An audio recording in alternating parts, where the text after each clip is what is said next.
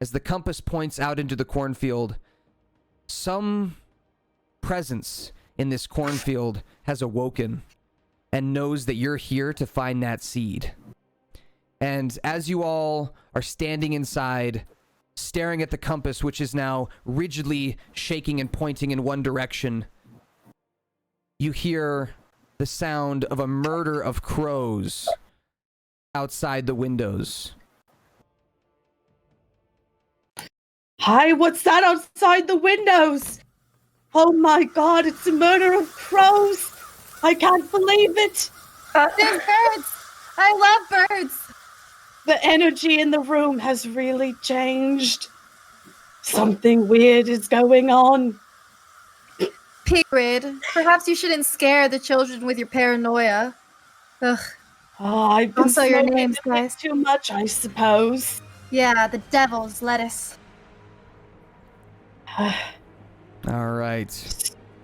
So, at this time, Kitan runs outside, picking his scythe up off the floor, and he says, "It's time, Crocus! It's time!" And he runs out the door. What do you do? I guess I shall follow. Shit! Okay. I'm going. All right, is everyone following? I guess we are. I still No, think this brother is definitely. kind of sus. All right. Yep. So, Yeah, I think with we're all that, gonna follow. perfect. All right, with that, as you guys run outside, your characters are faced with the sight of a swarm of crows. You cannot see the sky. There are so many of them. And they swarm around a single scarecrow about 30 feet from where your position is. This scarecrow is in the center, and as the birds fly around it, you just barely get glimpses of it as its arms start to move and crack, and its head begins to tilt. You hear cracking and creaking throughout the cornfield over the sounds of this murder of crows. And at this time, I'm gonna have everybody roll me initiative for combat. So on your D&D Beyond character sheet, initiative will be the top middle. It's like a small box next to where your armor class is. Oh, there we go. One sec. That roll. Yeah. Oh, I did it twice. Sorry. And then I will put this initiative down in just a moment. Let me get your characters set up on the map here. By God, we must prepare for battle. Damn straight. Can I, like, while you're doing that, can I just roll my Blessing of Brash thing really quick to see, like, what it would imbue my item with? Sure. If you do that, it imbues 6. it with, like, no matter what. Like, even if it's not what you wanted, it imbues it with whatever that number is. Just so you know. Right. I got Okay. 6, which is Wild Weapon. While holding this weapon, you can communicate with and understand beasts and monsters, even if you don't share language. Oh, that's kind of good for the crows, right? Are we fighting crows? You're not sure I don't yet. know. So this one was, what was that blessing called? Blessing. Wild Weapon. While holding this weapon, you can communicate with and understand beasts and monsters, even if you don't share a language. Yeah. So in this, you actually, as soon as you imbue your weapon, you hear the actual voices of the crows. Instead of hearing the noise, you hear, "It's time, fight. You My hear them as they're God, swarming. so strange. One Seems the thing that you birds are also preparing hear- for battle. I can understand the birds. Yeah, so your weapon is actually imbued. Which weapon are you holding? Is this your sword? that you're Yeah, my imbuing? sword. Okay, so your sword actually, it kind of grows like fur across the hilt of it, and that's how you know that it's imbued with this particular wild imbue. So the other thing that you hear, and this really stands out to you, is you hear the words, she's here, she's here, she's here, she's here, she's here. You hear that? Who's here? Who's here? I can hear the animals. They're talking to me with my imbued weapon. The birds. They're talking. I think Egrid needs to lay off the smoking. I don't know.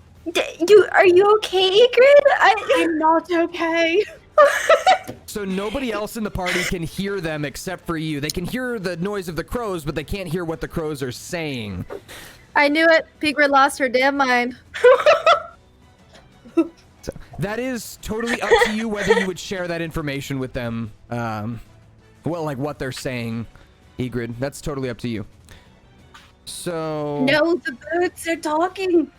They're talking. All You know, right. the first step to asking for help is being honest with yourself. Oh no. I'm fine. Okay.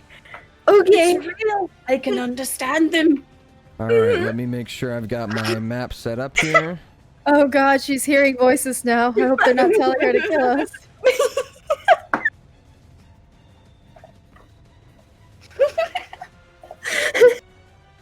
Okay. So, with that, let me pull up the map here. Boom. I'm going to put the map on Zoom here so you guys can see it.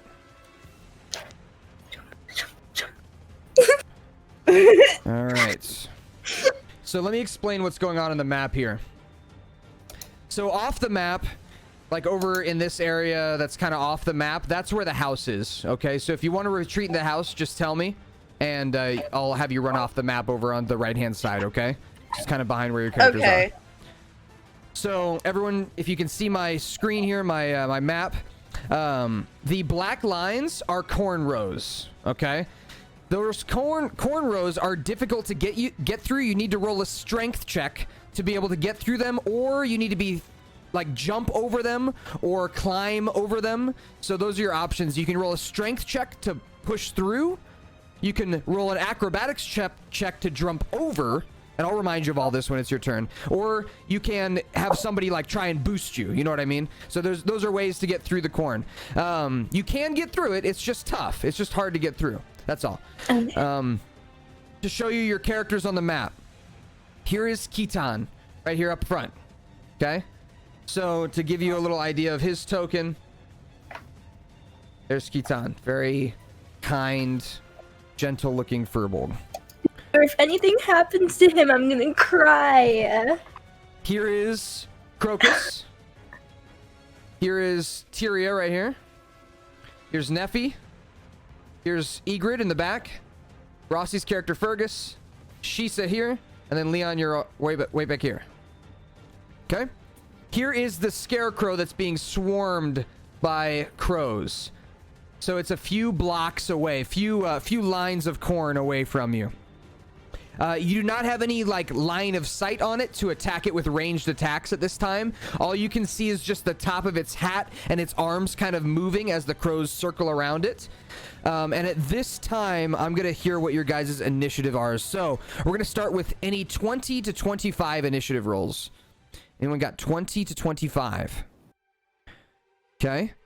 How about 15 to 20? Uh-oh. I have 18. Okay. Yeah. And Jinx? 16. 16. Okay, 10 to 15.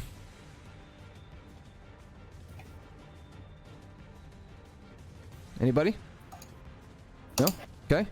And then 5 to 10? Yeah, I got a 7. Okay. I got a 7 as well. Okay. What is your little number under dexterity, Colin, in the top left?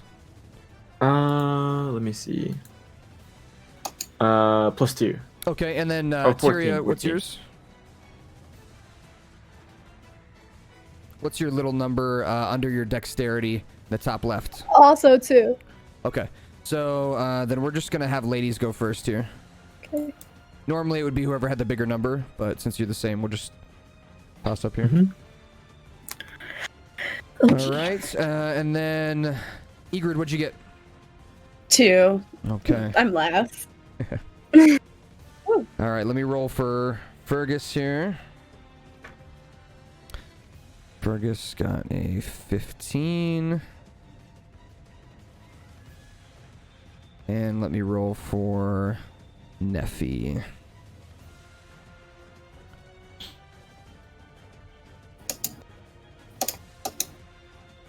Okay. Then lastly, I need to roll for some bad guys. All right.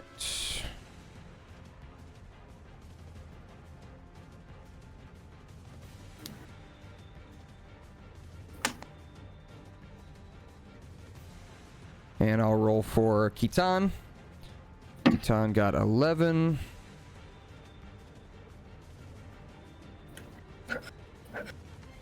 And last roll here for me. Okay.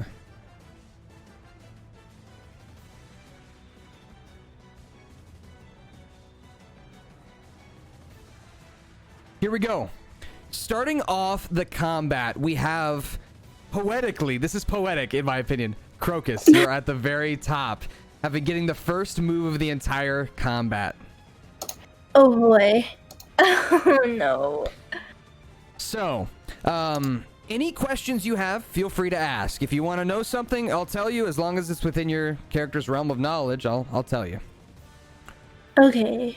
Oh shoot. I don't know what to do. So that's okay.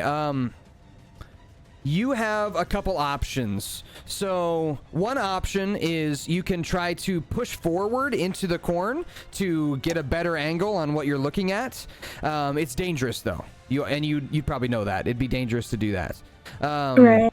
One option is you can buff an ally if you have any buffing spells. So you can look through your spells, and if you have something that buffs somebody, you could do that. You also have your godly ability, which there's a lot of plants around you. You could attempt to use that as well. I think now would be a good time to use it. I'm just trying to find it. It should be under your features and traits.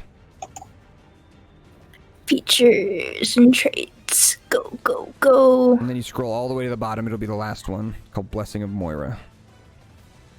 I can't press on it, but can I? When you click on it, nothing comes up? Oh, yeah. There we go. So when you click on it, it So should give you... Yep, go ahead and read it. Do I press something to? It tells you to roll a dice, right? D20. Yep, so where it says D20, I think if you click on that, does it roll it in roll 20 for us? Yes. Blessing of Moira. Okay, You got a cool. 10. So what does it say for 10? What happens? A blood-colored mushroom that heals for an amount equal to 3 times your level.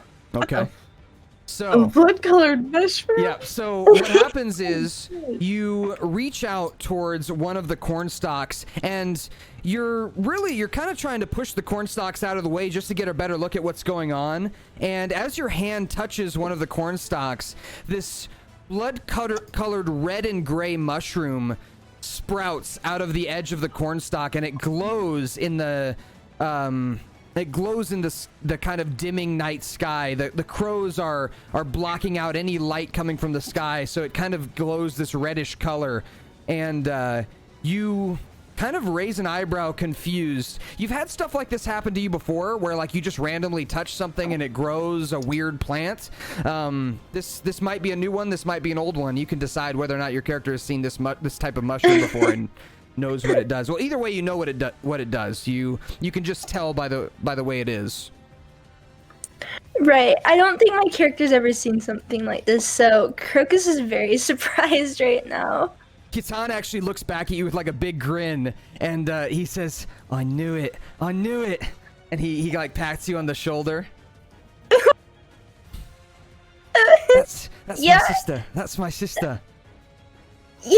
What the hell? Don't look at me, guys. I don't know either. Okay, so Oh my god, it's a magic with mushroom. that, I have. So here is your special bonus for the day.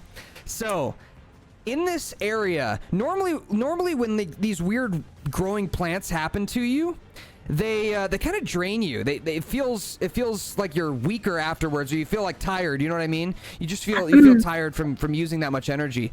But as you grow this plant, you feel no fatigue, and in fact, you feel a bit invigorated in the spot you're standing. And the entire stalk of corn that you grew that mushroom on is now glowing this kind of gold color. And you will be able to use this ability again next turn instead of once per day. So you'll be able to use this ability on each of your turns if you decide to. That's up to you. But in this area, you are invigorated with power. Banger. I wonder why. Couldn't tell ya. All right. So that is your action. And would you like to attempt to try and move through the corn, or would you like to stay where you are, move back? I'm gonna spot? stay put just because we don't know that much about what's going on right now. Okay, sounds good. So I'm gonna put a compass here for everybody. Right down here. This should help you if you want to move your character.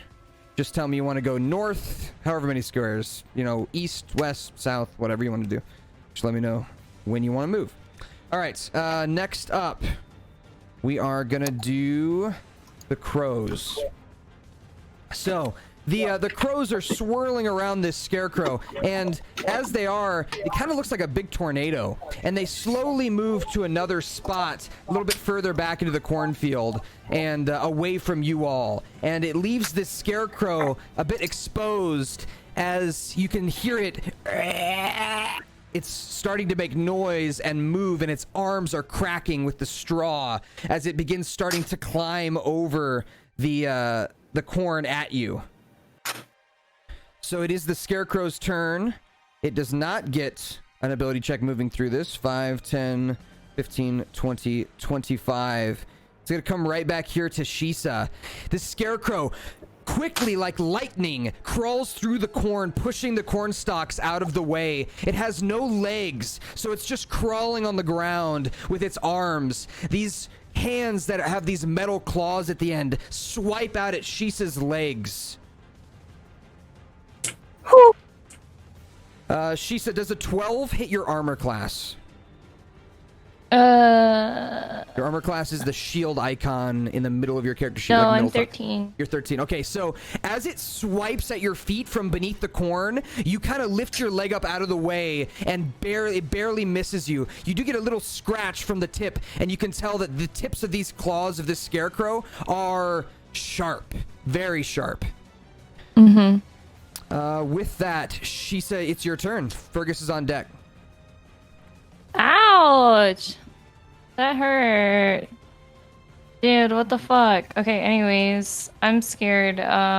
What should I do? I don't really know what to do. I don't know if I can go through these corn stalks. I don't know if I'm strong enough. So, moving through them does not... I'm not going to require you to lose any part of your turn trying to do it, so you can attempt it every turn if you want.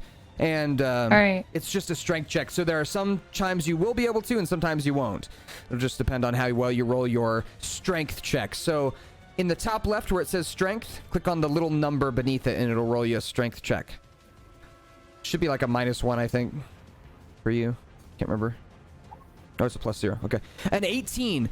If you would like to this turn, you can move through the stalks with an 18. Yeah, I think can I go and can I move like past the monster, like behind it? Like right there? Yeah. Sure. Yep. You if you leave its little area though, it gets to attack you. So if you leave anywhere other than where you're at right now, it gets to attack you. Oh, anywhere around it's okay, like I'll 5 feet I'll just area. stay. I guess I'll just stay where I am right now then. Okay. I'll poison it. Okay, go ahead and roll your spell.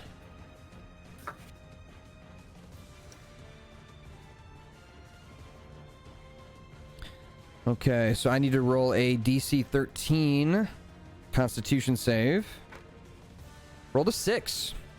So I'm going to take 4 poison damage. As you spray the poison in the face of this scarecrow, you notice looking at it, the inside of its face is moving with this weird kind of gross under the straw sack kind of movement, and you can hear some crows underneath. It looks like a few of these sentient crows have crawled inside of the scarecrow and are animating it in some way. So this poison is, you're actually poisoning the crows inside the scarecrow. Normally a scarecrow wouldn't be affected by poison, but you're lucky. This one seems to have a living creature inside of it. The crows themselves are animating it. All right, so that is your turn. Fergus is going to move up here, and he is going to attack. He's going to get advantage. Okay, he rolls good. He's going to roll with sneak attack damage. Okay, he does a good 8 points of damage to the scarecrow. As he brings his daggers down on the back of the scarecrow, the wood that kind of makes up its body starts bursting and ripping apart. It looks like it's almost dead. And Kitan is going to boldly step out into the cornfield. He's going to roll a strength check. He succeeds. 10. 15. He's going to move out here into the corn. And comes across another scarecrow out there. Neffy is going to crawl over here and attempt to whip. She's going to crawl here, actually. Attempt to whip the scarecrow. Hits and deals enough damage to take the scarecrow out. So Neffy kills the first scarecrow with her whip as it wraps around the scarecrow and breaks it apart. Tyria, you're up as you watch the first scarecrow die. These crows fly out of its face and up into the sky. How many scarecrows are there total? You have only seen one so far, but you hear Crocus's brother. You hear Kitan as he's yelling, "I found another one!" All right, so there's going to be a lot more enemies that are like more intense, right? So I should probably save my Chaos Bolt. Up to you. That if that's what you feel, then possibly. Yeah, I'll use Ray of Frost then. Okay, so to be able to hit this creature, you'd need to be able to see it. And right now, it's blocked by a bunch of rows of corn. You're standing here. If you are within one row of corn, you can hit it. So All right, you need I'll to be move on the other side of the corn from it. I'll move towards as far away as possible, but still be able to hit them. Okay, sounds good. So what I need you to do is make your choice here. Would you like to roll a strength check or a dex check to try and get through the corn? Dex. Okay, go ahead and roll me a dex check.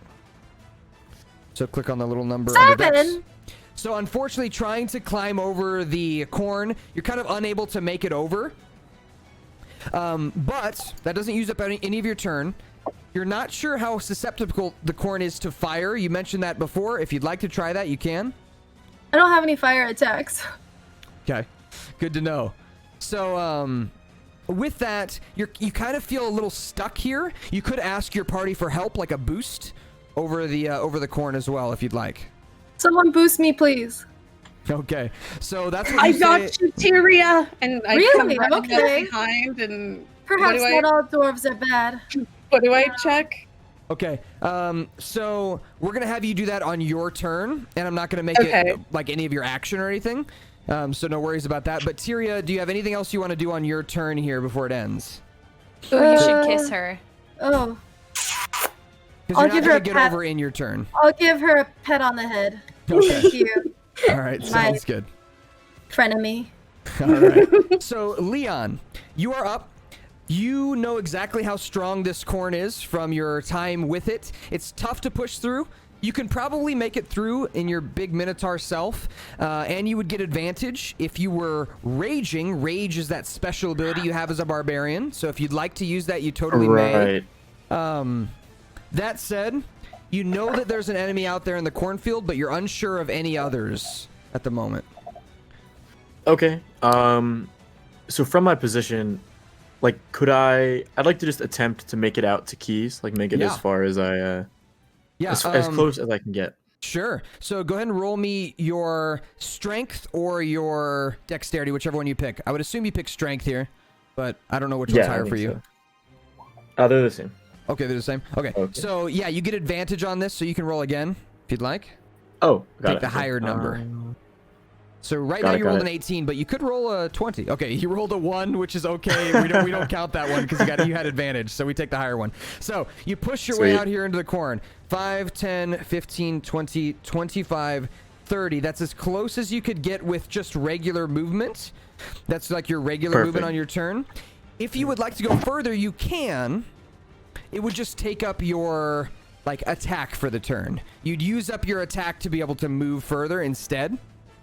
If you would like to do that. Right now you can't really attack anything anyway. There's nothing out there. Yeah, I'm kind of chilling with my Okay. position. I'm fine with it. All right, sounds good. All right. You hear a horrible, everybody out here hears a horrible kind of cracking and creaking throughout the cornfield. And you hear this kind of guttural moan almost. It sounds like a... And with that, Egrid, it is your turn. Last person in our initiative order here. Okay, I run up behind Tyria and I do the boost check. What do I do for that? Okay, so with that, roll me a strength check with advantage. So you roll twice, take the higher number. 17's a good start. Why would I roll again? There it goes. Okay, there it goes. Okay, perfect. So you're able to boost Tyria up over the corn. So Tyria, on your next turn, you're going to be able to get over the corn, and you'll have bonuses to get through the rest of the corn stalks as well. Okay. So I should thank you this once. Thank you. Pigrid. You're welcome. All right. Friend. Perfect. Brett. I wouldn't go that far yet. Um, Acquaintance. Now, you can do your move through the corn if you want. yeah, so I do strength for that. You can. Yep. Oh. So with a 4, you're unable Wait to push for me. through yourself. Unable to get through yourself. With that, you could also ask for a boost on someone else's turn, or you could wait till next turn to try and get through again. If you have any like buffs for yourself that you can cast on yourself, you can do that kind of stuff right now. Or cast on allies. I'll let you look through your spells, and you just let me know if there is one that you want to cast, and we'll let you do that. But we're gonna go back up to the top. Go ahead. Yeah. Divine sense, where I can detect good and evil. You can do that. I guess I could do that. It doesn't say how do I cast it. So you don't need to like cast it. You just tell me that you want to use it, and you're using it. So tell me exactly what it does. What does it say? The presence of strong evil registers on your senses like a nauseous odor, and powerful good rings like heavenly music in your ears. As an action, you can open your awareness to detect such forces until the end of your next turn. You know the location of any celestial fiend or undead within 60 feet of you that is not behind total cover.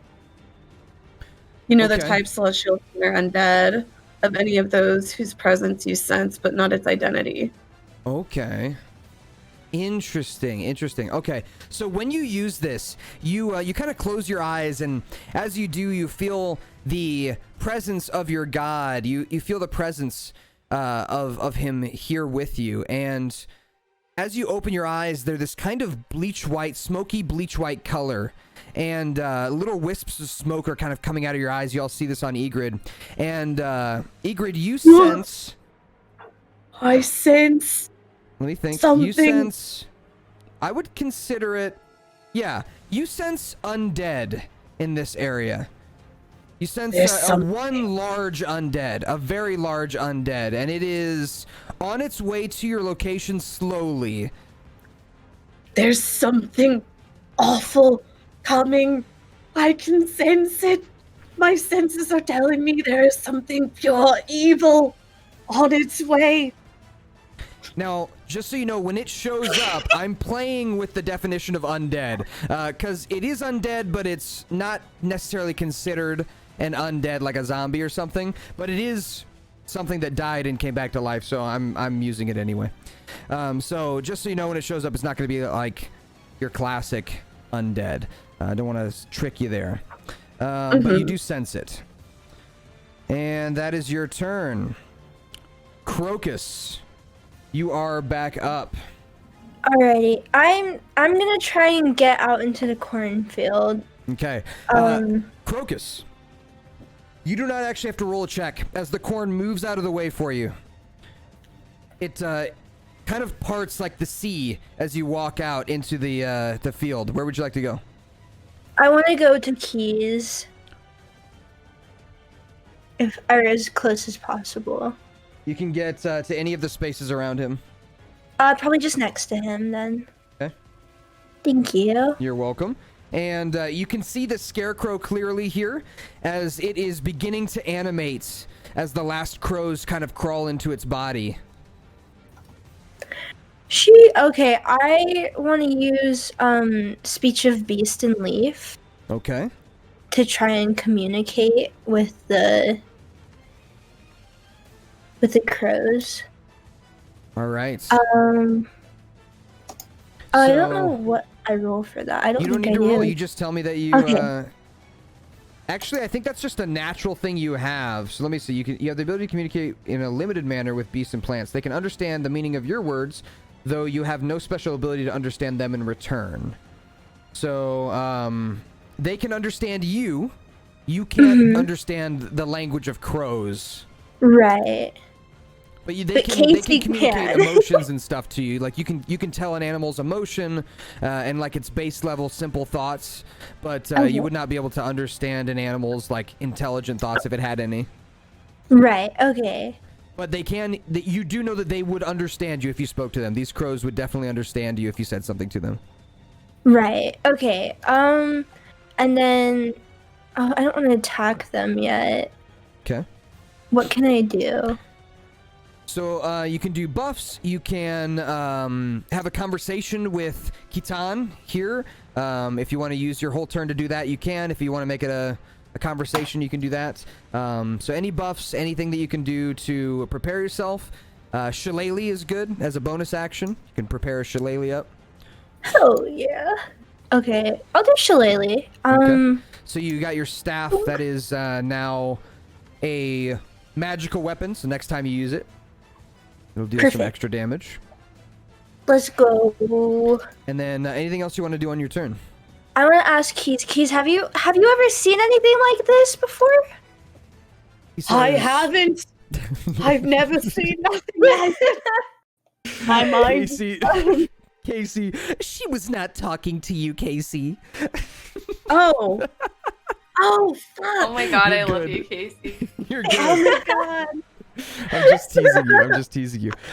So your brother, he turns to you and he says, "I've never seen anything like this before. Never." He looks excited though, and he says, "Well, I think this means things are moving forward. I think we're actually gonna find her."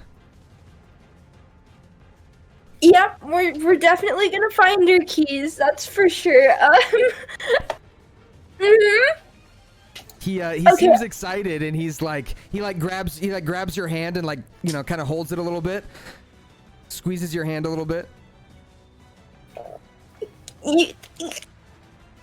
Okay, I'm good for that turn. Okay. It is the crow's turn.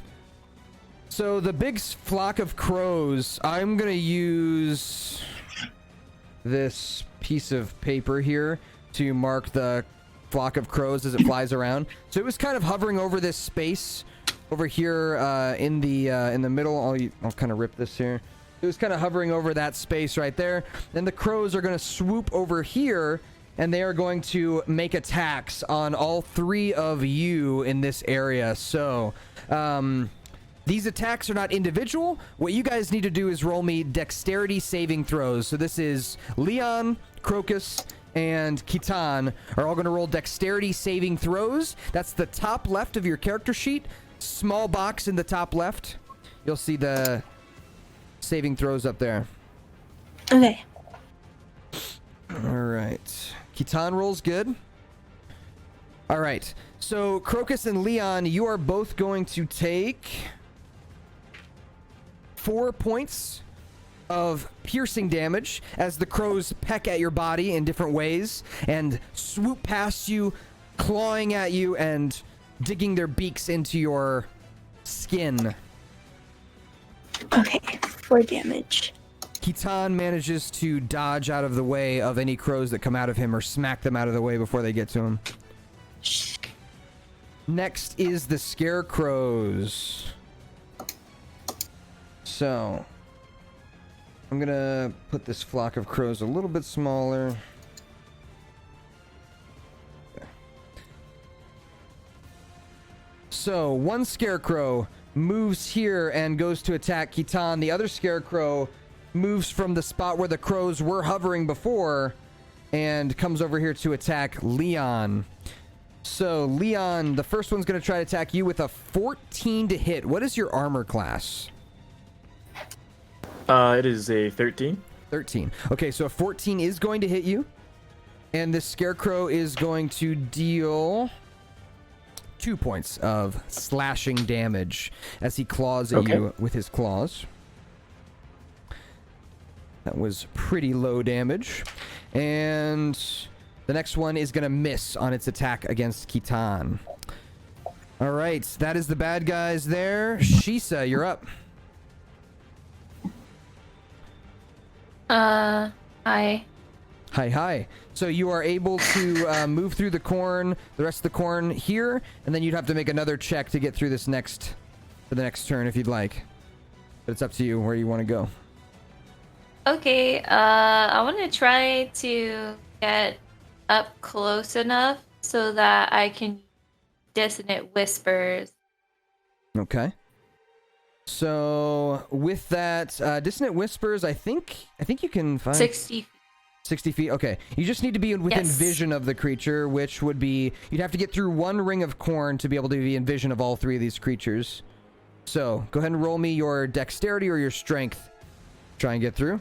All right, you push your way through. And you can be safe right here and still hit any of the creatures you want.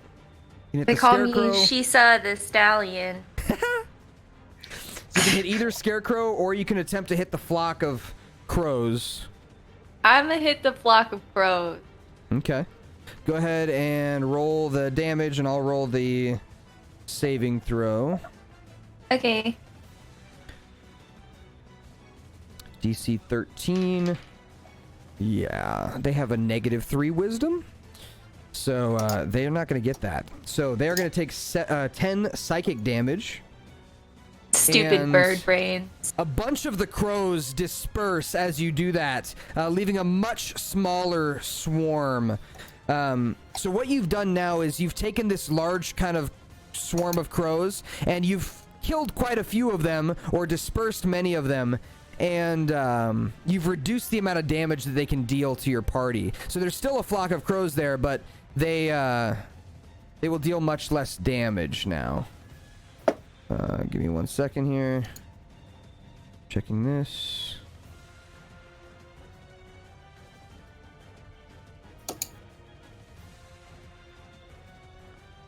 All right. So with that, we are gonna have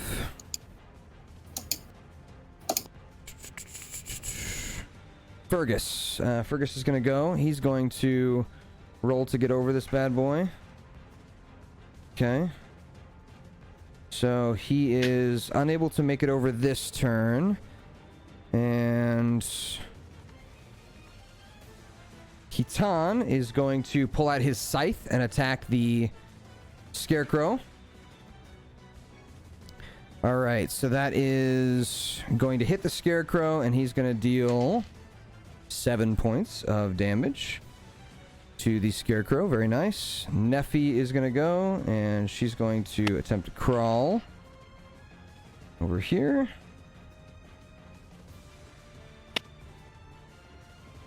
Okay. And she's going to attack the scarecrow going for Leon, and misses. And Tyria, you are up. You are right here. Alright, I guess I'll move closer so I can attack whatever possible. Okay. Yep, with from right here you'd be able to attack most things. So you are Sweet. good to go. All right, I'll attack. What do you think is the most dangerous thing right now? Right now these scarecrows are probably the most dangerous things. You have small cantrips you can use. I'll attack the scarecrows with Ray of Frost. Okay. So go ahead and roll your Ray of Frost attack. 15. All right. That's going to hit. Go ahead and roll damage. Oh, please. Fuck's sake! A 1? That's A okay. natural 1? That's okay. That's okay. That's all right. As you hit the scarecrow with the frost damage, it bursts in this kind of icicle pattern across its chest, and the scarecrow now is moving much slower than it was before. Anything else you'd like to do on your turn? No. Okay, Leon, you are up. Okay, so I'd like to attack with my weapon the scarecrow that, from your perspective, is immediately to my left. Yep. So let me roll that real quick.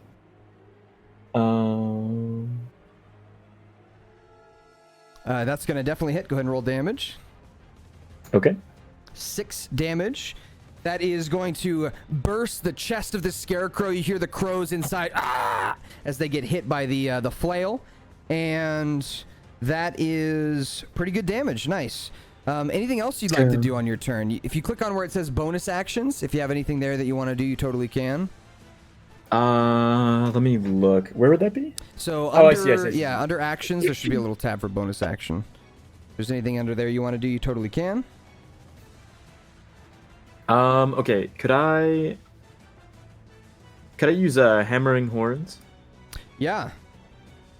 Go ahead and I think that one's a horn attack. Yep. Is that right? So yeah, go ahead and roll that. That's gonna miss. The 6 is gonna miss. So you kind of bring your horns down to attempt to gore this creature, and it just kind of dodges out of the way. Your horns just don't quite make impact the way you wanted this turn, but maybe next turn. Sweet. All right. Next. So let me bring the music down a bit. As you hear that horrible groan right before Egrid's turn, again, that noise. Throughout the cornfield, you hear this cracking and creaking, and Crocus, you immediately notice a creature lumbering through the corn towards you. Egrid, you remember this creature was approaching, and you can kind of see the back of it coming up over the corn stalks. You can't see exactly what it is, but you're like, yeah, that's definitely the thing that I sensed. So Egrid, you know exactly what this thing is. Crocus, here's what you see. You see a writhing mass of vines and plants. Inside this writhing mass of vines and plants look like human remains, wrapped up bones, skulls, all kinds of decaying flesh. And across the back of this creature, as it writhes towards you, you see corn stalks that are kind of swaying on its back as it walks and kind of shambles towards your direction.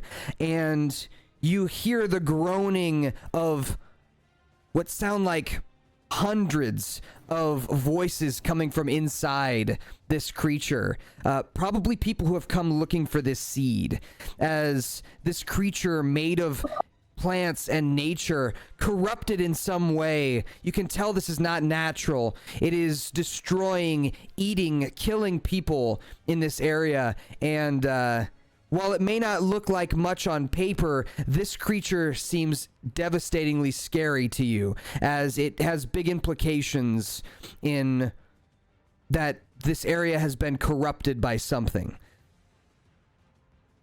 So this creature that people thought was a guardian is not that, as you can tell. This is not a guardian creature. This thing is some kind of horribly cursed plant that has been corrupted by evil. There's some kind of evil in this area that is either controlling it or sending it out to kill people.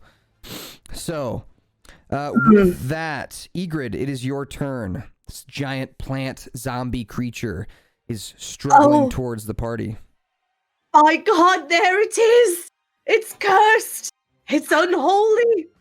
And I guess I try to make my way through the corn stalks. Oh, I got a 10.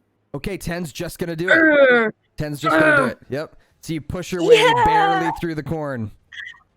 Where would you like to go? So you can go 6 spaces. I want to move towards the party, like by 5, 10. By Crocus and Tyria. I want to try to hit the crow that's still alive, right? The swarm of crows?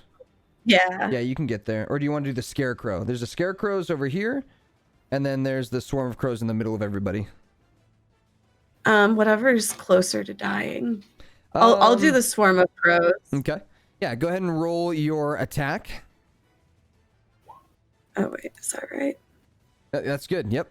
So with an 18, let me turn my music back up here. Okay. With an 18, yeah, you go ahead and roll damage on the crows, the swarm. Okay. Oh, nice. All right, with a 10, you bring your sword across this swarm of crows, and as you do, it slices through the majority of them. Take that, wicked beast! And for the most part, the swarm of crows has dispersed. Nice job. All right, here. Crocus, you are up. Oh shit! I'm gonna try and communicate with the Crocus is gonna yell out, "What the hell do you want with us?" So what you hear from this creature is the sound of what sounds like a disembodied voice. It sounds like a voice calling out from the abyss as it yells, "Help us!" Oh no. There's something trapped inside. So here's a kind of closer up visual of the creature. I know the camera's quality's not great, but just this writhing mass of vines and plants with corn stalks on top. Oh, okay. I want to go for the scarecrow that's attacking Keaton right now. Yep. Go ahead and roll your attack. Attack. Or whatever you'd like to do. Yeah. Shillelagh. Let's go. You got this. All right. 14 is going to hit, so go ahead and roll your damage. Okay. Damage. Oh, I have to do it again, right? There should be a button next to Shillelagh that's like 1d8, I think, plus something, or 1d10 maybe? Not good. Yeah, 1d8. All right, so with a 3, you actually end up taking this scarecrow out. It's taken a lot of damage. So you bring your staff down and slam down on the top of this scarecrow as the crows disperse from it and fly up into the air, and you just kind of give it the bonk, and that thing falls to the ground. Stay dead. Stay down. And then would you like to move back to the spot you were at, or do you want to stay where you could hit it from? I'll just stay there for now. That's good. All right, sounds good. The crows are dispersed, and the scarecrows are going to go. The one here next to Leon is going to attack Leon. It is going to be a 14 to hit, which I think was the same as last time. I think that does hit, right? Because yours is a 13? Correct, yeah. Okay. So that is going to be a total of 3 points of damage. Slashing damage. And then you guys all hear the rustling of corn stalks as behind this shambling creature come a swarm of scarecrows.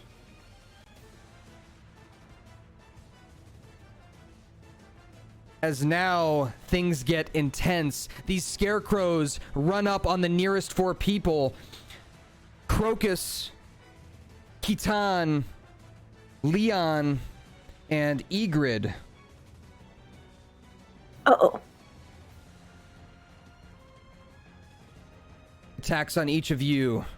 So, Crocus, attack is 17 to hit you, which is going to hit. Know that one. It's going to be 4 points of slashing damage. Okay. Kitan is going to hit for 2 points of slashing damage on Kitan. And then lastly, Egrid rolls a natural 1. So as it slashes at you, Egrid, to try and hit you, its arm gets caught in the corn and it kind of falls to the ground clumsily. That is the Scarecrow's turn. Shisa, you are up. You see a group of 3 new Scarecrows come out from behind this shambling mass of plants, and you now realize there are different kinds of enemies. There are the Scarecrows, and then there is this shambling mass that seems like it's calling out for help, but looks very dangerous as well. Is there a way that I can poison the crows yet still leave the mass unpoisoned? Yeah, easily. Yeah, So- I would like to try to poison as many crows as possible. Okay, so the crows themselves, like the big flock of them, has dispersed, so you don't have to worry about that. But the Scarecrows themselves are actually filled with those animals. Those animals are kind of crawling inside those Scarecrows. So if you would like to do it on one of these Scarecrows, you totally can. Oh, so I'll kill the animals inside? Right. Oh, so there's animals. Okay. Fuck. Yes. Shit. Damn it. If I cast Dissonant Whispers again, will that affect the animals inside? Yeah. Alright, fuck it. I'm chaotic anyways. I'll just do the poison spray. Okay. So go ahead and roll your damage, and I'll roll a save. Roll Okay. a 13 on there. No, it's -3. It's 10. So you do 11 poison damage to the nearest Scarecrow. That's the one attacking Egrid. And that Scarecrow starts writhing in pain from the poison. Would you like to move, or would you like to stay here? I think I'm good where I am. Okay. But I would also like to use my I would like to use my inspiration, You can. and I would like to inspire Egrid. Okay. So, Egrid, you have what's called an inspiration dice. We've used these just a little bit. This is from your bard. So, she has inspired you, giving you a bonus to any attack roll or saving throw that you choose, but you only get to do it once. And it's a d6. So, you're going to add an extra 6-sided dice roll to whatever you want in the moment that you feel. So, if you feel like you didn't do good enough on something, just say, hey, I want to use my inspiration. And, we'll let you add that bonus to whatever you rolled. Okay. So she basically just gave you a bonus. Sweet. All right. Fergus is going to roll again. This time he makes it over. Wow. All right. Fergus runs up. He's going to attack with advantage. He's going to hit. Okay. Fergus stabs down on that Scarecrow that you hurt with the poison and slices that Scarecrow to bits. Nice job weakening that one up for him, Shisa. Kitan is going to roll a... Let's see. Yeah, he's going to roll his scythe attack on the Scarecrow. Kitan rolls a natural 1. As he swings his scythe to try and hit the Scarecrow's hand grabs his scythe and rips it out of Kitan's hands. So, Kitan is now disarmed as the Scarecrow tosses the scythe backwards into the brush. Neffy is going to whip the Scarecrow. She's not doing great on those. Tyria, you are up. Leon, you're on deck. My god, if I roll another natural one. I'm gonna attack the big guy with a chaos bolt. You got it. Good thing you saved it. Nice. A 15's gonna hit. Go ahead and roll your damage. Oh, for fuck's sake. All right. And then we gotta roll that to see what type it is.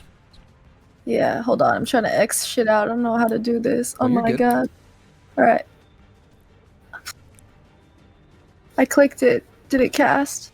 You cast the spell. And we just need to click on the damage next to it. Okay. It's not. Why is it not hitting? The fuck? This? Yes. Okay. A 3? The fuck? Oh, that's not mine. Oh, thank God. Oh, Acid 3, damage. actually. Okay, so it's a total of 5 because you do acid and then the other elemental This damage. horseshit. You rolled a 2 and a 3, so it doesn't jump to the other target. So that's a total of 5 damage on the scarecrow that you hit before, and that's actually enough to take it out. So Really? yes. Oh no, you didn't do it on a scarecrow. You did it on the big guy. You did it on the big guy. My bad. Sorry. Can I we thought you just pretend we did it on the scarecrow now? Sure, I'll allow it. I'm Yeah, cool with let's that. just go. Make you feel good about it. Woohoo! We win these. Yeah, baby. Woohoo! Woohoo! Very nice. So you smack the shit out of that with a chaos bolt. The acid damage melts all of the straw and the crows inside this scarecrow into a little pile of feathers and mush, leaving a pile next to Kitan. Nice. Would you like to move from where you're at?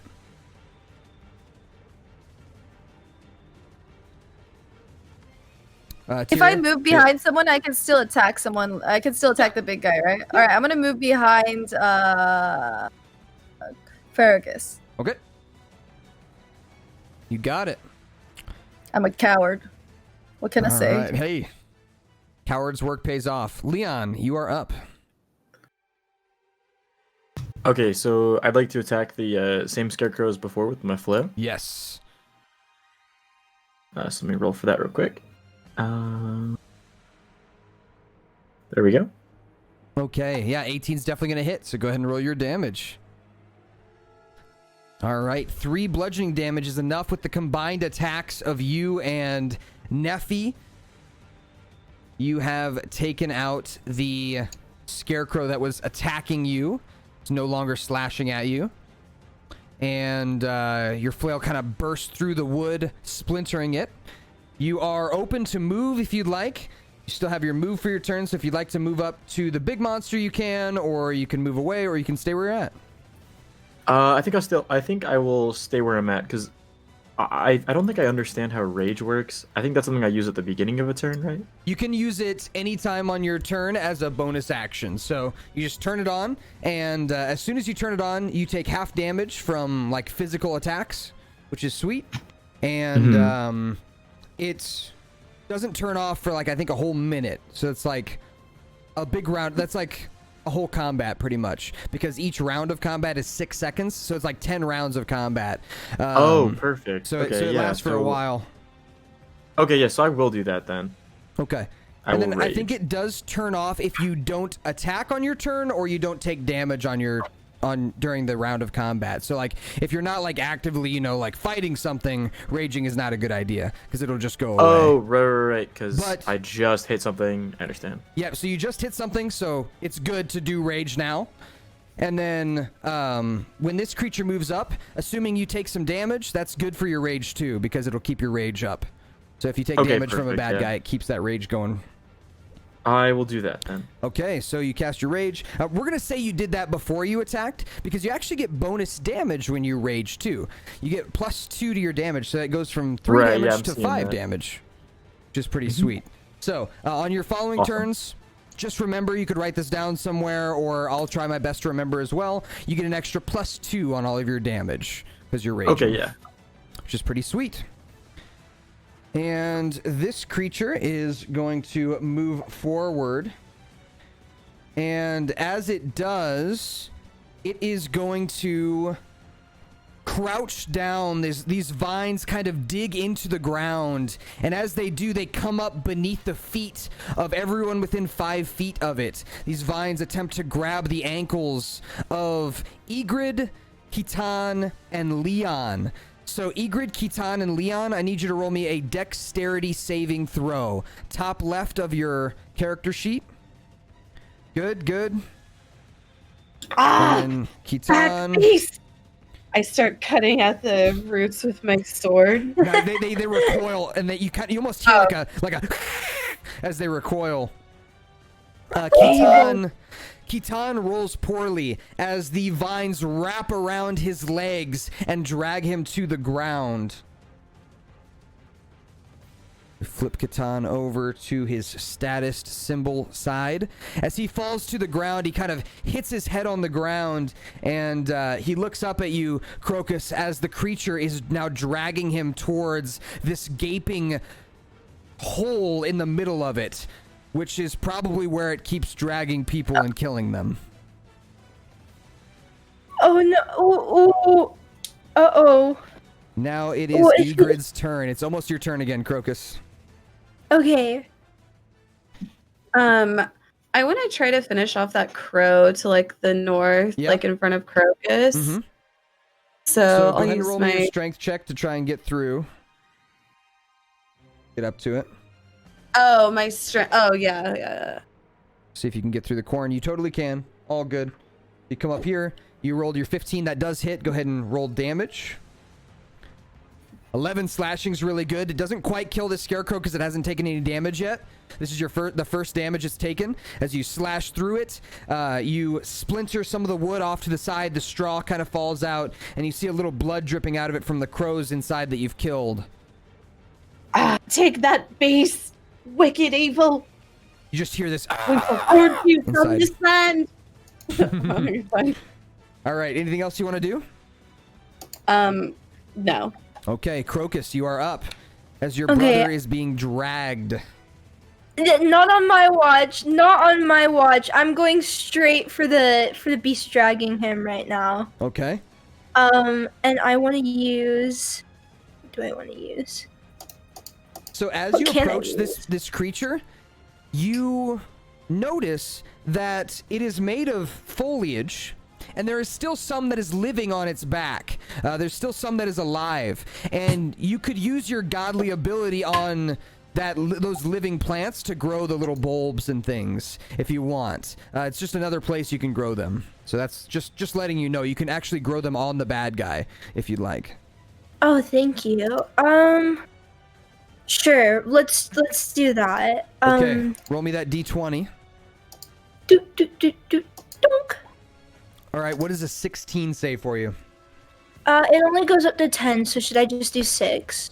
Does it say like 1 to 2 does this, 3 to 4 does this?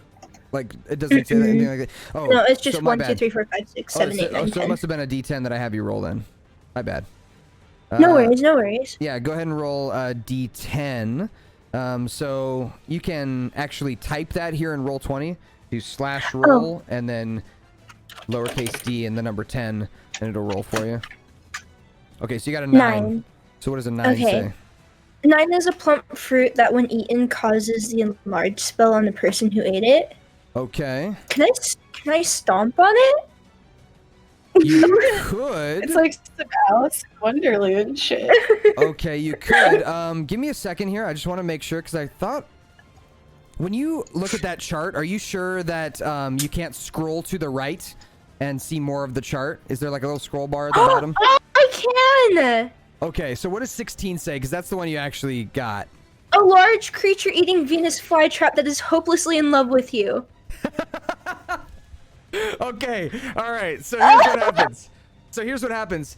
You close your eyes and you put your hand on the back of this creature, and as you do, you hear a kind of gross, slimy noise as this vine shoots out of the back of this creature, and you hear a voice that you've never heard before. As this Venus flytrap grows out of the back of this creature, it opens its mouth, and only you can understand it, as it says, "Oi, Crocus! Oh, you look so beautiful, love. And you see its little Venus flytrap mouth moving, and as it does, it's gonna roll initiative as it is a creature that can attack. So it is hopelessly in love with you. It will listen to anything you say. So this creature is growing out of the back of the bad guy. It might be a good ally to help you defeat it. So it's, Hey, Yellow, what's your name? he says, whatever you want it to be. Your name's gonna be oh my god, I have a child. I gotta think about that for a second. Thank you, I'll keep that in mind. I need you to help me get my brother away from this creature. He says, oh, I can do that. I can do that. Thank you. Oh god. He seems really excited to be able to help you. All right, so that is your turn. He has rolled a 7 on initiative, so he's gonna go. Oh, sorry, no, he gets a +1, so he's gonna get an 8. He goes right before Tyria. All right, and you can actually decide the gender if you want. It doesn't have to be boy or girl. It could be they or whatever, whatever you want. So, scarecrows. There's only one left, so it's gonna attack Egrid because Egrid attacked it. She's not here, and he rolled a 1 anyway. So the scarecrow's pretty useless this combat. Shisa, you're up. Hi. Yes, I would like to cast sleep on the really big thing that has all of the animals inside. Okay, so as your DM, I'll tell you it's not gonna work, so I wouldn't try it. Frick. Gosh dang it, frick. So the reason it's not gonna work is because it has more HP than your sleep spell can do. So your sleep spell needs to roll an amount of dice equal to their HP. It has more HP than what your sleep spell can do. So. All right. Sag. Okay. Dang. I mean, you know, I could just use dissonant whispers on that one crow. The lonely, totally the can. last. Totally can. Yeah. I think I'll do that. All right. We'll roll our saving throw. We fail our saving throw.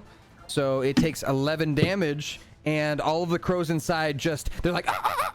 And then they just die. They just stop crowing. Get fucking wrecked. They just all fall over. Yep. It's not even violent or anything. The scarecrow just falls to the ground. All right.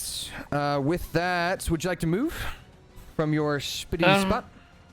I enjoy my spot. Thank you. It's a good spot. It's a good spot. Yeah, good spot. All right. Fergus is going to run up here, and he's going to jump on the back of this creature and roll an attack. He gets advantage.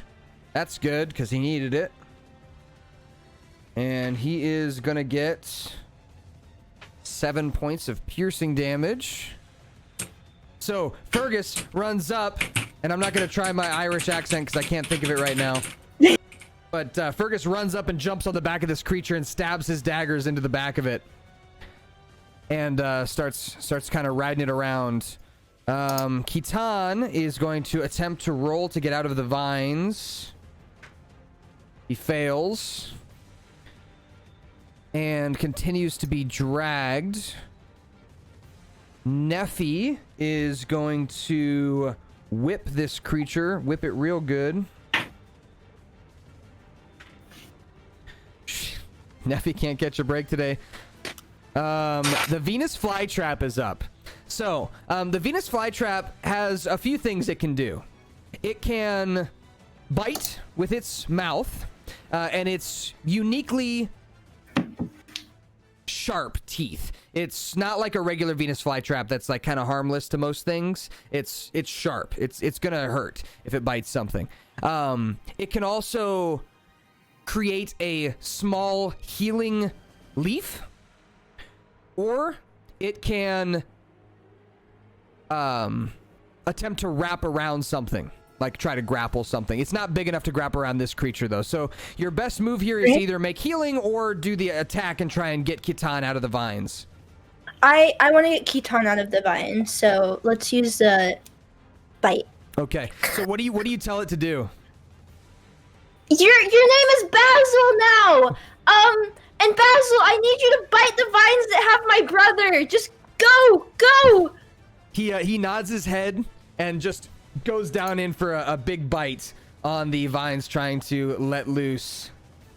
And he rolled a 17, which is going to bite into those vines, and he's going to rip Catan loose.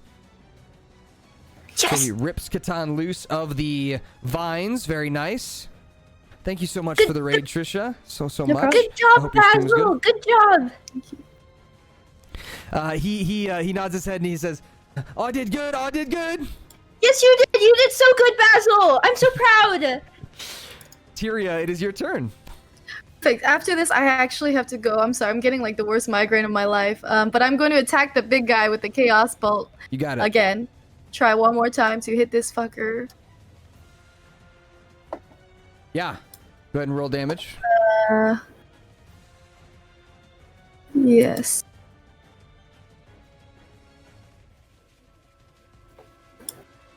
It's not work. I hit at 22, I think. Or I that can was- choose that was the hit. damage type apparently. Oh, okay.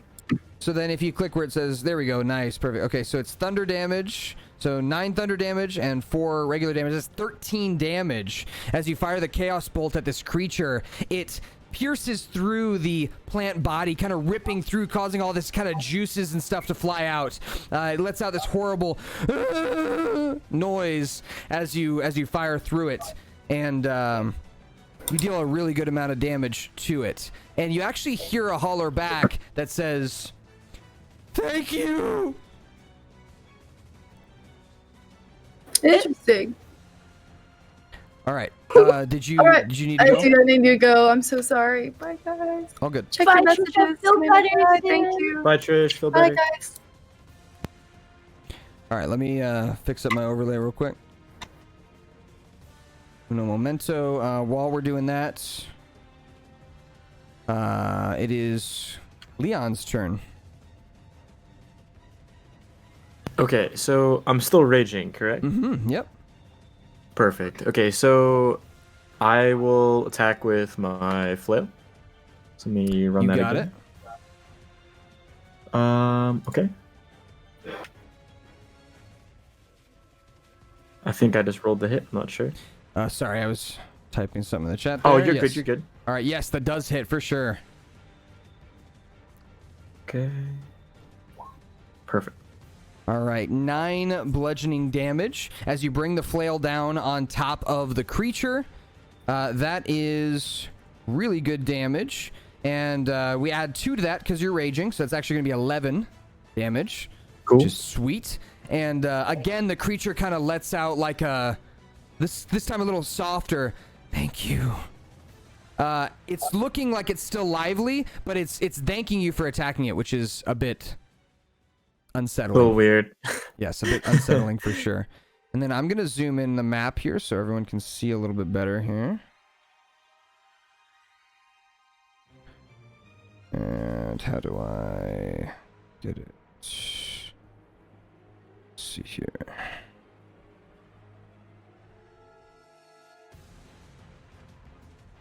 I guess we'll just do it like that. All right. So with that, anything else you want to do on your turn? I think with my second action, I'll use the hammering horns again. Yeah. So just another. There you go. That is going to hit. Go ahead and roll your All right. horn damage. 6 piercing damage as you dig your horns into the belly of this creature. You're getting a really good look at it now from being this close to it, and you can tell that it's made up of mostly plant, but you do see like human and other creature remains here, and a few like kind of like half decayed heads turn towards you to look at you as you gore this creature with your horns, and it's unsettling to see their eyes, kind of these like dead eyes, like look at you with their mouths agape open. It smells horrible too. I would imagine. Yes. So it's kind of a horror-esque creature. Egrid, you are up. I guess I want to try to hit the creature. Mm-hmm. Do I need to roll strength or? So you need to just move up here first. Yeah. Okay, so go ahead and roll your strength, yep, to get through. If you get above a 10, you're good. Oh no. That's a natural one to get through. So trying to get through the corn is a little bit difficult. Let's see here. You can stay in this square right above the monster. You just can't quite reach it with like a melee attack here. But you could if you have any ranged spells, like Guiding Bolt. I don't know if you have Guiding Bolt. I have a javelin, but it says it's melee. It's both. You can throw it or you can use it as melee. So go ahead and roll your javelin attack. Wow. I think that's a natural 20. So nice. Go ahead and roll damage. All right. So that is going to be... I know it says 9, but it's actually going to be 12 damage as you pierce through with the javelin and stab to the middle of this thing. And that is Egrid. All right, we're back up to Crocus. You guys are winning this battle. It's got a somber feel to it, though. It's got a strange kind of somber feel. Let me fix my cameras real quick, just so that we have all this set up correctly. Okay. Sorry, guys. Okay, we got Moonsy's all set up. We got Jinx. We got...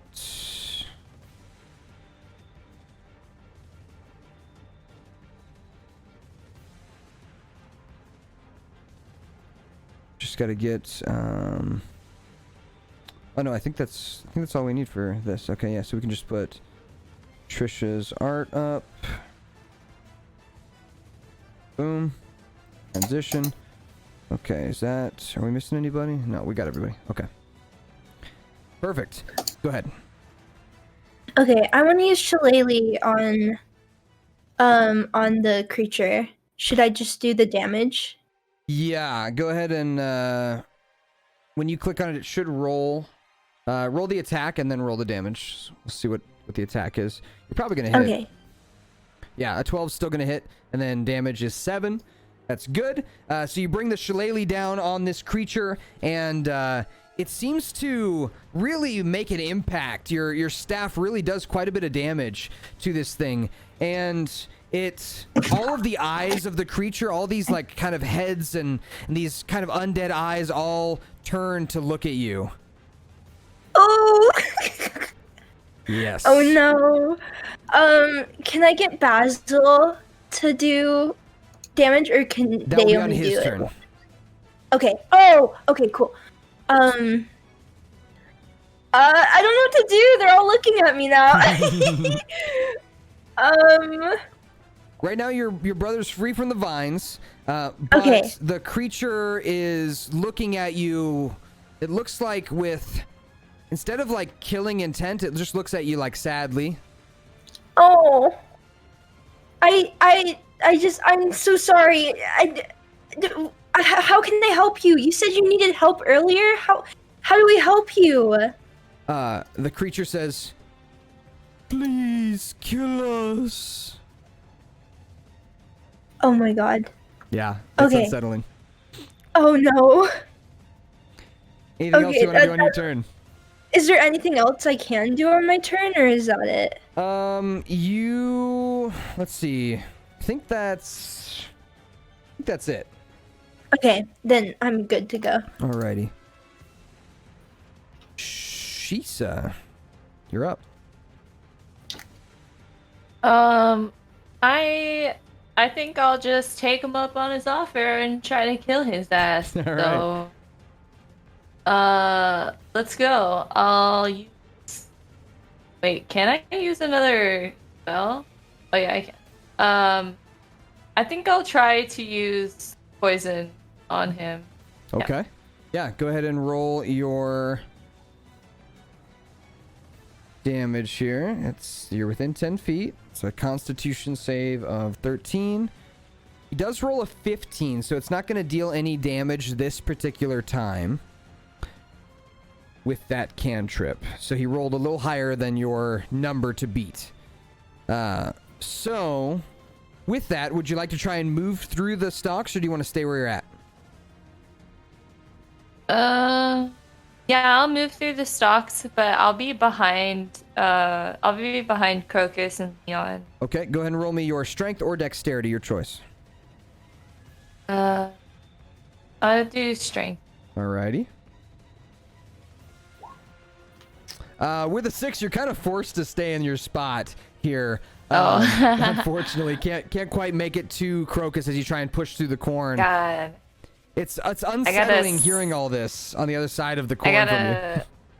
I gotta stop skipping arm day. Sheesh. True. All right. Fergus is going to stab down with his daggers. He rolls good. He's going to deal some damage. And Kitan is going to stand up. And as he does, he picks up...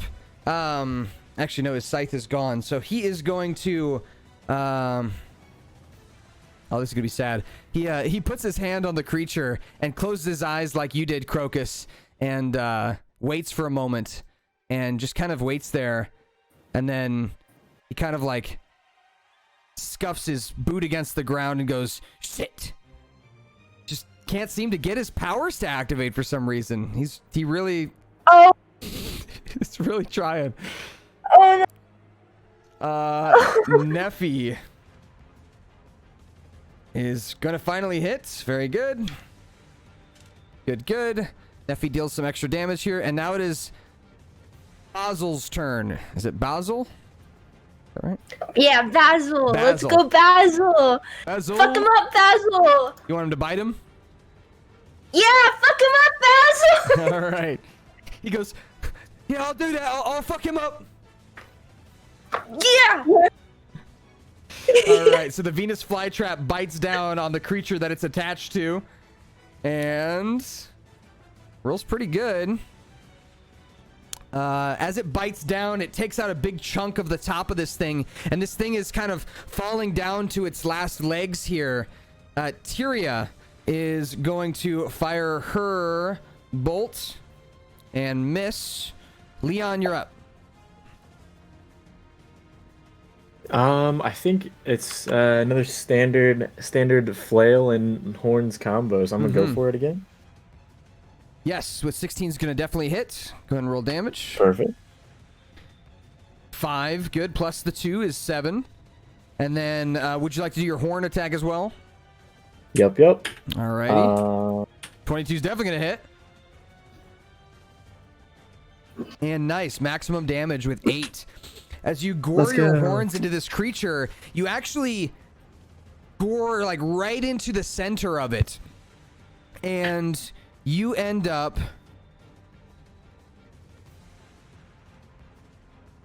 as the sounds of crows fade into the distance and the creature lets out this final raspy "Thank you." And it goes limp. The vines fall off and into the grass, kind of disintegrating and decaying. And the human and other creature remains within its body all kind of topple out into the ground and clatter in between the corn stalks.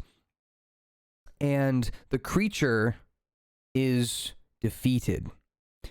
And in a moment that should have felt triumphant and like, woo, you're confused, and Crocus and Egrid, you're much more in the know than everybody else in the party of what this thing is. Egrid, with your sense from earlier, you understood that this is a creature that has been corrupted by evil in some way. And these writhing mass of bodies and voices inside are all creatures that it has eaten or consumed in some way. Probably adventurers who came looking for the seed of Moira. And this creature that is most likely the guardian of old that you've heard of is actually just a horrifying monstrosity that shambles through these corn stalks and goes after people that come in here. But you're not sure why it goes after people. You're not sure what its motivation is. And now that you've killed it, you can really kind of get a better look at all the insides and everything. This goes for Crocus too. So both of you guys go ahead and roll me investigation checks, as you're kind of the most knowledgeable of this thing. So investigation checks. Okay. So a 15 from Egrid and a 5 from Crocus. Crocus, you're kind of more concerned with just like making sure that your brother's okay, and you know, the rest of the things around you is just kind of distracting from this. But Egrid, as you kind of sift through the parts of this creature that are left over, here are some things that you notice. One thing that you notice, there are many people that have been consumed or digested in some way inside this creature. Probably upwards of 40 or 50 people. And most of their bodies and bones are gone. Just like disintegrated or left somewhere, you're not sure. But they were all like either trapped or like lodged in the soil that made up its body. You know, it was made up of plants and soil, and it was all kind of lodged up in there. So it's not like it really ate anything. It doesn't look like it has like inside digestion necessarily.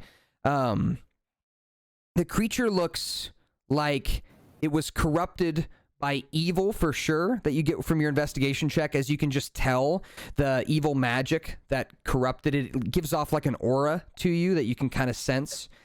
And one other thing that you notice is that it looks like it's made up of most of just plants and corn from this area. And it looks like it's been alive for a long time. And you're not sure what's made it, but you know that it's something not good. And you kind of get an idea that the purpose of this thing is somewhat malicious in some way. Like there's a reason that it's here for an evil reason. And you may have just rid this area of something that was really, really very bad. It didn't seem like that big of a threat, right? I mean, it was just kind of like this shambling mass of, you know, plants and shit. But you have almost cleansed this area of the cornfield. You can feel it, and you can almost still hear the voices kind of ringing in the wind. Thank you, thank you, thank you. This wicked monstrosity. The souls of adventure seem to be trapped inside. We have rid this land of this cursed being. What shall we do now? This fight? What does the compass say? Kitan has the 1,000-yard stare right now as he's looking out across the cornfield. And as he's looking across, he says, I thought it would be different. I thought it would be, you know, some big test from Mother, or some kind of, I don't know. I thought it would be different. What do you think would happen? No, I thought it would be heroic. I thought it would be a moment where we overcome a test and she comes out from hiding and embraces us. And where is she? I don't see her. As you look at the compass, it is directly pointing deep out into the cornfield. And so, Crocus, you have this compass. You can feel it kind of vibrating in your hand as the needle points in that direction. What would you like to do? I look up at Keaton. I'm like, Keaton, this is only the beginning, and you can still go back. I need you to.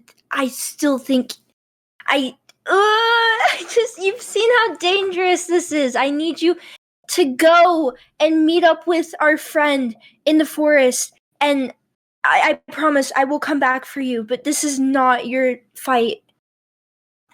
Why do you want me gone so bad? I held my own. I don't want anything to happen to you, Keaton. I don't want anything to happen to you. I don't. I don't we'll know. have each other's back. Yeah, we'll have each other's back, Keaton. Good.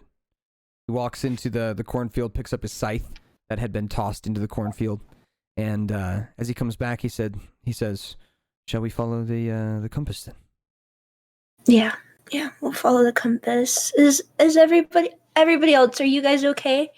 Are we good? I guess we have no other choice to follow the compass. Okay. So, as you all, let me get that like that. Okay. As you all head out into the cornfield, the night draws near. As the sun begins to set and the sounds of locusts begin to fill the air, you find your way out into the middle of the cornfield.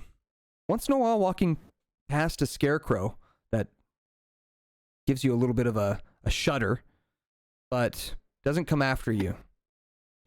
As you continue outward into the field, you hear whispers on the wind. Just this feeling like you're being watched. Everybody go ahead and roll me a perception check, please. Perception check. To look around and see if you see anybody watching you. You feel it. Okay. Okay. So I will switch this back over. All right, perfect. So what you see as you look around, most of you don't really see much. It just looks like cornfield out here. But Leon, as you look out across the cornfield, you notice a wisp of smoke on the wind. It's subtle. It's seemingly coming from a great distance away. You're unsure, but you see a wisp of smoke and then a little bit more kind of coming from over the hills of corn that you're looking at. You're the only one who seems to notice it, and you can smell it too. There's some kind of smoke coming over the hills. So it smells like distant, you're saying? Yeah. You can't see any fire, but you can see a little bit of smoke, just kind of dispersing over the side of a hill, and you can smell that smoke too. So you know for sure it's like fire smoke. Have we been beyond that hill before? Like, do we have any idea what is that way? Have not. No.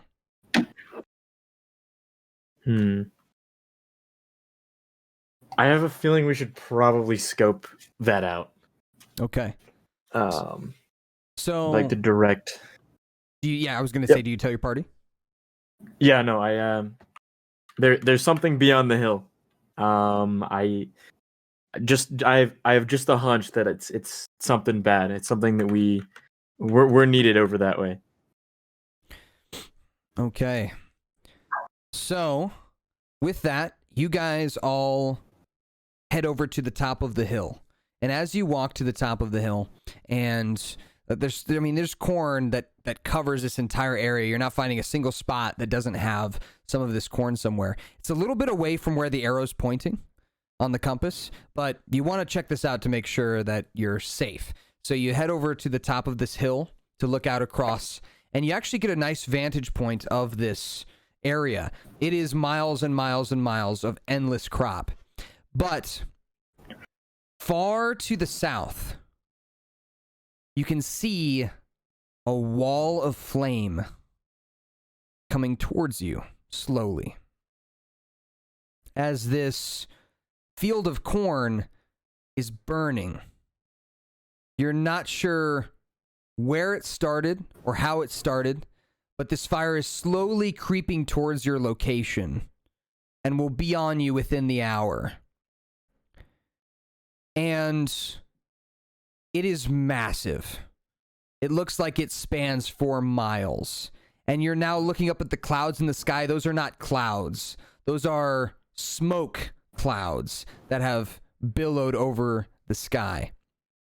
You also hear a bunch of popping as the corn is popping from the flames as it comes towards you. So there's a bunch of free popcorn. But the flames will be on you within the hour. So you're on a timer here to find the seed. And as you get this good vantage point, you also don't see any other creatures coming for you. You don't see any more shambling masses of vines and plant. You don't see any scarecrows moving in your direction. You see a lot of scarecrows, but none moving in your direction. And for now, right now, it's just about finding the seed. Oh my goodness. Did somebody set the cornfield on fire? Like, Kitan, looking out there, he says, I've been here for years, and I've never seen anything like that. oh. Uh-oh. Maybe it's a wildfire. I don't think something normal could burn down a field this strong. I think we need to go fast. We gotta get the bag and go. Uh-oh. Yeah, I don't know what kind of wildfires you've seen, but that is certainly no wildfire. Mm-mm. Kitan kind of scratches the back of his neck and he goes, yeah, you're probably right. Maybe that's the seed then. Let's find that. Yeah, let's. Yeah, I like that plan. So, Kitan and Crocus lead the way towards the seed, following the compass that Crocus is holding. And Crocus, as you walk, this moment when you come across where the compass is leading you is not some crazy moment of revelation. You're walking, following the nose of the compass, following the needle, and then it flips back in the opposite direction. And you turn around, and you walk back a little bit, and it flips back in the other direction. You're right on top of it. The seed is beneath you somewhere. You're not sure where. It's underground. It's underground. Within the soil. It's in a not inconspicuous location of the field. Normally, a normal person, it would take them hundreds of years to find this location. But you're standing on top of it. There's no creatures around to stop you. What do you do? I start digging with my hands. I just start digging. Okay. As you kind of dig your hands into the soil, your fingernails get filled with that soil as you push it out of the way. Kitan helps you as he gets down on his hands and knees and digs with you. You leave the compass kind of sitting next to you on the ground as you frantically dig in here. And digging with your hands, you don't find anything in this particular area. You dig for minutes, pushing up layer and layer of soil. This might be a team project. You're not sure how deep this is, but it could go pretty far. Oh my goodness. Do you ask your group for help? I need help. Please help. We gotta get this seed out as quick as possible. Well, I guess we better start digging. That's one thing dwarves are good at. Thank you, Ygritte. Thank you. So is anybody not helping out? Is anybody not like going to try and help in this particular situation? So everybody's digging with something, whether it's their sword or their nails or something else. Everybody's digging. Jinx and Shisa and Leon, you're going in? Yes. Leon, you as well? Yeah. Okay. Ross's character, Fergus, he's already digging before you even finish your sentence, like a dog. And Neffy and, Neffy is helping dig with her spider legs. But Tyria stands there. Oh. And she says, really? This is what we're doing? Excuse me, Your Majesty. I don't know if you've noticed, but the stakes are pretty high right now. We could use a hand. She kind of looks at you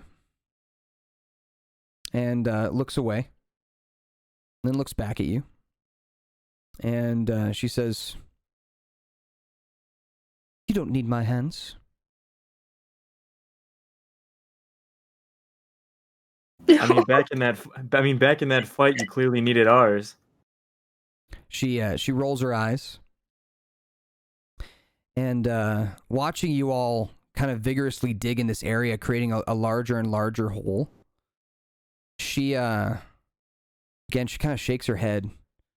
And after about 2 or 3 minutes of silence as you all dig together, finally she gets down on her hands and knees and puts her hand into the hole to help you dig. And as she does, her hand is filled with soil, and in that soil is a small golden seed. And as Is that Tyria? Oh my How is she the one who found it? So Kitan pipes up and he says, I didn't know it was going to work like that, but it took all of us. It wasn't going to reveal itself until we all came in for the fruits of the harvest. You mean we all had to dig? It wasn't going to let just any one of us find it. And Tyria just kind of hands it over to Crocus nonchalantly. And she goes, Thanks, "Sorry." Tyria. No, thank you. Thank you. Crocus just kind of holds the seed in her hand, looking at it. Thank you. Tyria says, "It is nothing." As you hold on to this seed, you feel a sense of home. You feel a sense of belonging. And the seed, as you're looking at it, it is just as you would imagine a small, like, pumpkin seed is kind of what it looks like. It's about the size of a pumpkin seed. And it's golden in sheen. It shines off of the moonlight as you are all here in the middle of the forest, or middle of the cornfield. And it is unremarkable, but it doesn't need to be remarkable. It was never meant to be remarkable. Because despite your God being about results and, the end of all of your hard work, a lot of times working hard doesn't result in something flashy.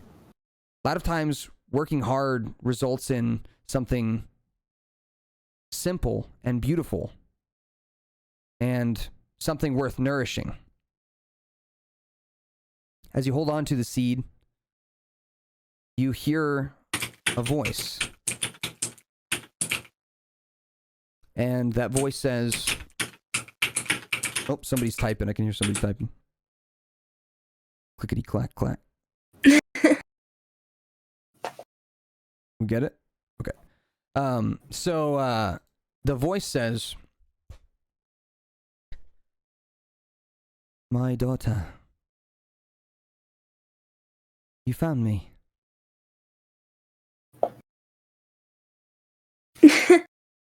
And as you hear this voice, it brings a flood of emotions and memories back to you from being, I'm talking 0 days old. You remember being born. You remember the smile of Moira.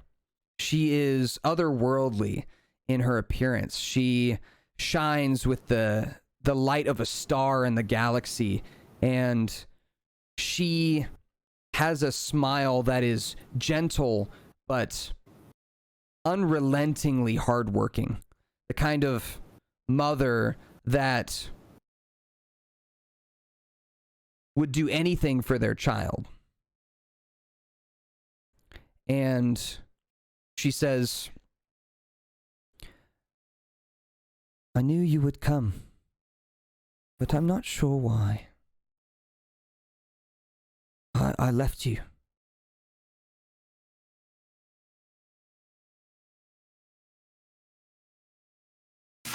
I don't even know what to say right now.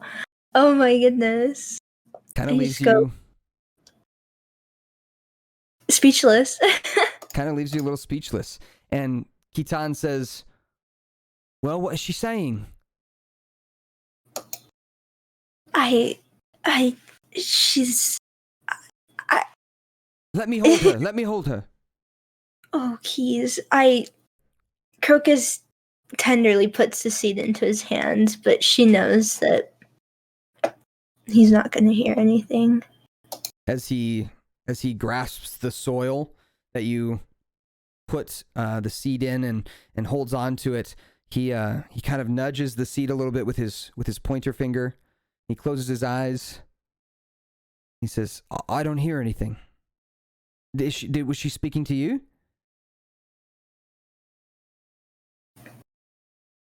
Keaton, I don't know how to tell you this, but your mom is not here.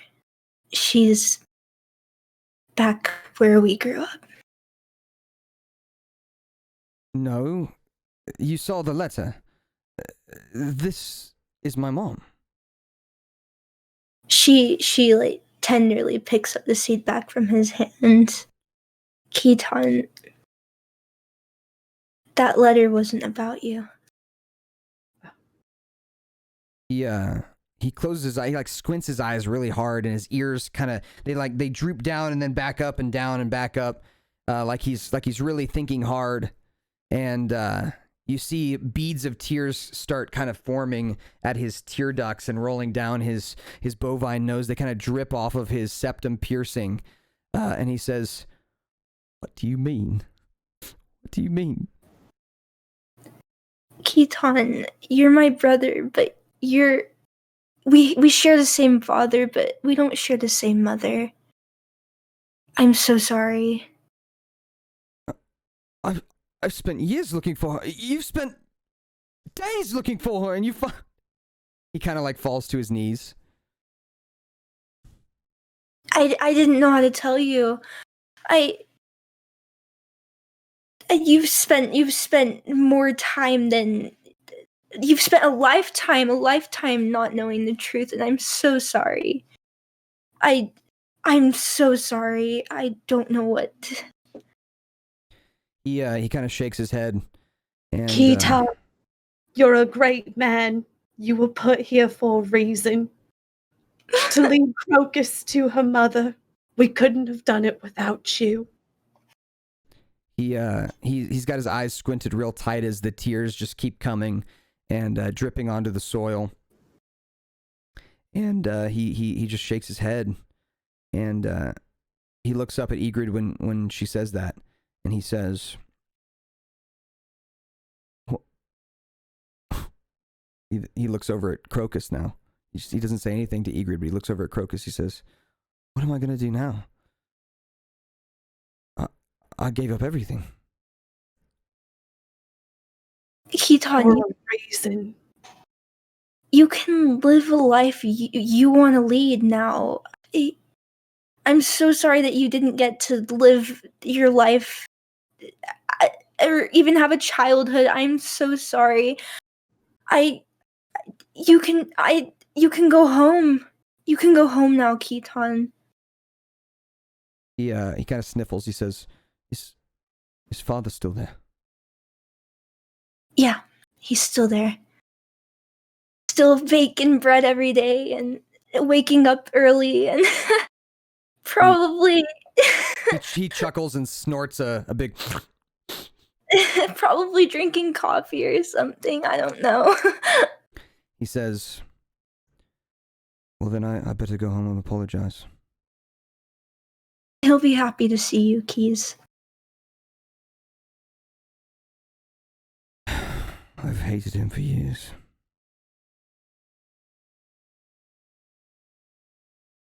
I thought of him as a liar.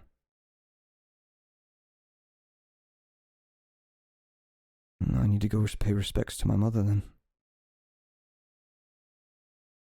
It all makes sense. You don't need to explain it to me. There's no wonder that the compass wouldn't work for me. The seed won't speak to me. I know what you're saying must be true. I wouldn't have made it this far without you. Thank you. You were the reason I was able to find my mother. Thank you for reuniting me with my mother, Keaton. He smiles a gentle smile and gives you a big hug. I give him a hug too. He stands up, he brushes himself off, picks up his scythe, and looks down at the compass. He says, "Keep it, bring it back to me. Home." I promise. When all of this is over, I'll come home. He nods his head, and he says, "Good to meet you all.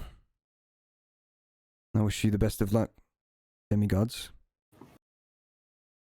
Likewise. He nods his head, and Rossi's character Fergus, he says, "Are you sure there wasn't like a seed of doubt in your mind?" And he kind of nudges everybody, and Keaton just kind of gives a like defeated smile and just shakes his head. "I'll see you at home, sister." See you home, brother. He walks off into the corn, which actually parts for him now as he walks away. And as you hold on to the golden seed of Moira and feel a sense of accomplishment here with finding it, you know that it is time to return home. And not home. Time to return to Thebes, which is like home base, and touch base with Romulus to see what the next steps are. You all understand that it's a trek to get back, but you now have a compass, which unfortunately again is spinning in circles.